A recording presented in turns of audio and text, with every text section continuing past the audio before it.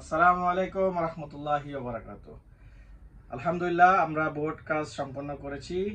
এখন আমরা ব্যালট পেপারটা খামের মধ্যে ভরে আমরা পোস্ট অফিসে পাঠিয়ে দেবো ইনশাল্লাহ। কিভাবে প্যাকেটটা করতে হবে ব্যালট পেপারটা, সর্বপ্রথম উপরে যে বক্সটা সেটা আমরা সরিয়ে ফেলবো, সেটা লাগবে না। এবং পরবর্তী যে একটা ব্যালট, হ্যাঁ বোর্ড এবং না বোর্ডের যে গণভোটের পেপার এবং আমরা জাতীয় নির্বাচনের যে ব্যালটটা, এই দুটা মিলে সাদা খামের মধ্যে আমরা দিয়ে দেব। দিয়ে খামটা বন্ধ করে দেবো। এটার মধ্যে স্টিকার আছে, স্টিকারটা লাগিয়ে বন্ধ করে দেব।